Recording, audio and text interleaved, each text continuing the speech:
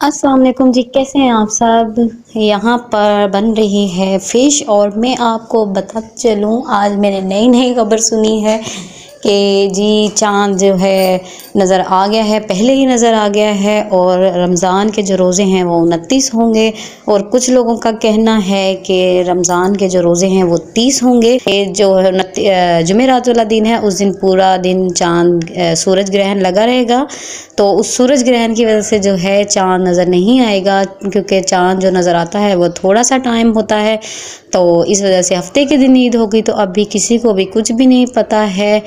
तो देखते हैं क्या होता है। जिस तरह से रमज़ान अचानक से हो गया था, मेरा तो ख्याल है कि रमज़ान भी अचानक से हुआ था और इसी तरह से ईद भी ये 29 रोज़े पे कर लेंगे। आप लोगों को क्या लगता है? आप लोग मुझे कमेंट बॉक्स में आकर ज़रूर बताइएगा।